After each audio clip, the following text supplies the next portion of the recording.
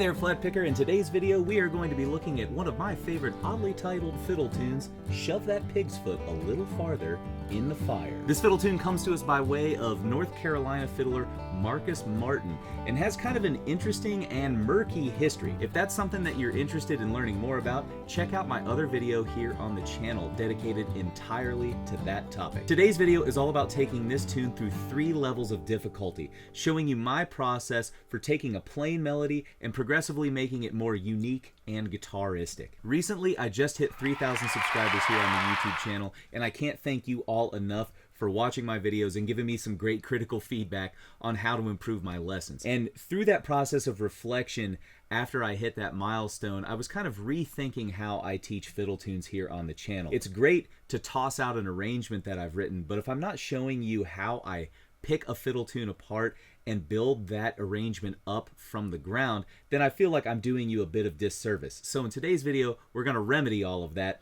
and I'm going to show you how to take a basic melody to a tune like Shove That Pig's Foot, break it down to its skeleton melody, and then progressively make more and more advanced arrangements. By breaking down my process and showing you how I build these arrangements, my hope is that you'll come away with a better understanding for 1, how the original melody of the tune sounds, 2, how to break that original melody down into its skeleton melody, and 3, how to take that skeleton melody and build it back up into a guitar arrangement using some common tools that our favorite flat pickers use. So like I said, the beginning of this process starts with a basic version of the fiddle tune. So let me cue up what I consider to be like a plain vanilla version of the melody to Shove That Pig's Foot. Here we go.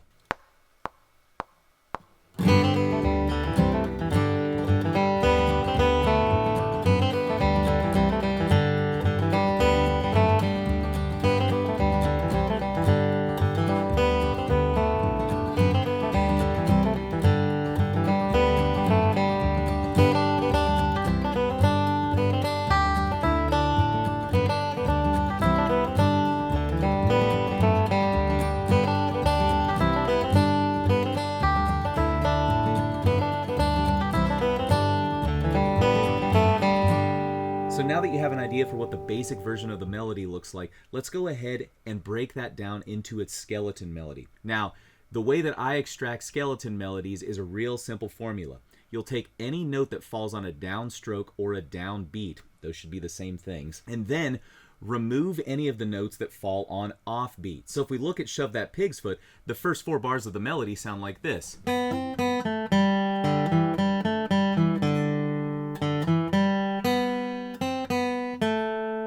But if we go straight into the skeleton melody, we're left with something that looks like this. And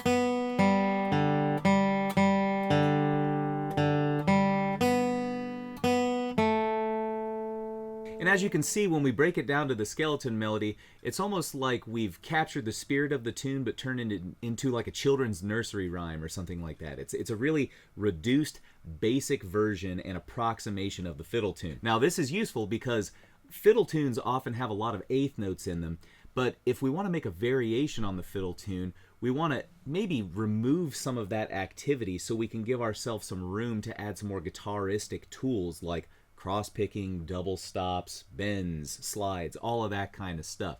So getting that skeleton melody after you get your basic version of the melody is essential. So if you're curious, this is what the entire tune would sound like as a skeleton melody.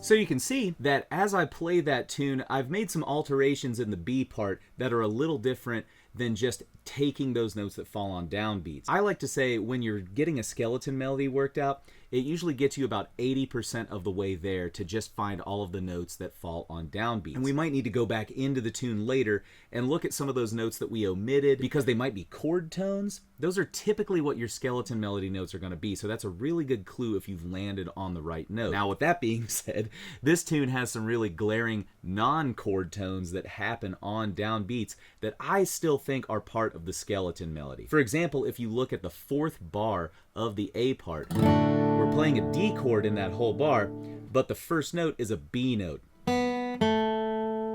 And I think to capture the spirit of the melody in that moment, to me it just sounds more like Shove the Pig's Foot if I include that B note and then resolve it to an A. You could disagree with that, and that's kind of what makes each version of people's fiddle tunes a little different and a little unique. So our disagreements are in fact kind of positives in this way. Whatever it sounds like to you is the skeleton melody. All right, my friend, now that you've got a good idea for the skeleton melody of this tune, let's go ahead and start to hang some ornaments on this one and make what I call the level 2 version of Shove the Pig's Foot. This one involves a few rhythmic intricacies that I'm adding to the tune, as well as some open strings to add a little bit of guitarism and an added harmony to the tune, plus some hammer-ons and pull-offs just to make it sound a little less robotic and more like a guitar flat picking arrangement of this tune. One thing I want to point out first is that I push the first beat of the tune back into the fourth beat of the previous measure. So if you're counting into it, instead of 1, 2, 3, 4, it's 1, 2, 3, 4. That's something I hear Marcus Martin do in his recorded versions of this, as well as Bruce Molsky and some other great fiddle players, and I think it's something to kind of consider when you're making your own arrangement of this tune. All right, my friend, here we go. Let's check out level 2.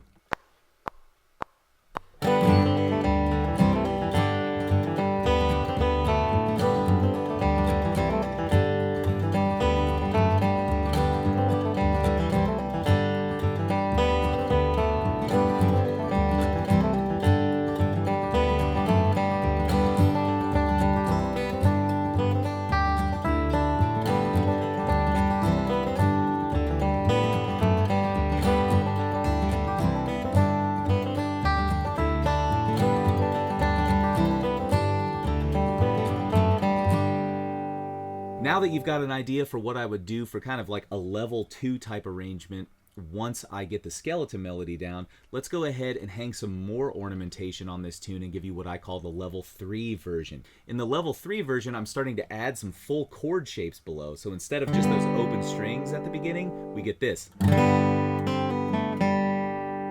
Now we're starting to cook with gas, right? This is where the arrangement goes from kind of like a basic guitar book arrangement of a fiddle tune into something more like what David Greer or Brian Sutton or one of our favorite flat pickers would play. Adding those chords below plus some cross picking throughout the rest of the arrangement is really going to dial things up and make it sound more like a guitar arrangement. So let's go ahead and dive into that level 3 version of Shove the Pig's Foot.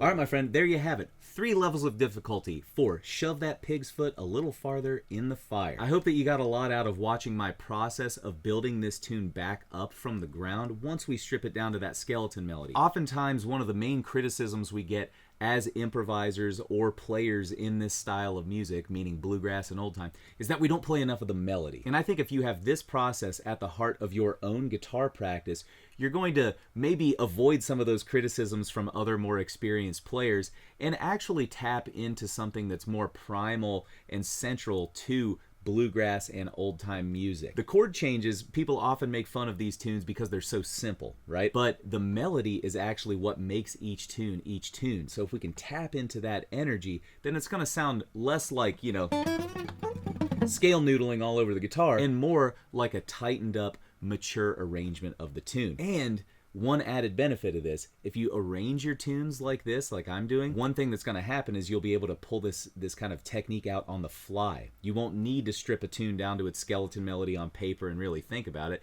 You'll just be able to hear it and then add some of your own variations. So the more that you do this process at the beginning and really methodically lay things out like this, the better you're going to be able to improvise these types of things in the future. All right, my friend, hope you had a great time checking out Shove That Pig's Foot a Little Further Into the Fire. If you haven't had a chance, go ahead and hit that subscribe button below and the bell notification button. I just want to mention real quick too that if you're interested in tab, backing tracks, and access to monthly live Q&A calls with me where you can ask me any questions about this or other tunes, then go ahead and check out that link below in the description to my Guitar Club. That's my premium membership service, and it's a great way to support this channel if you like my content. Thank you so much for checking this one out. But don't go anywhere. We've got more great lessons right here.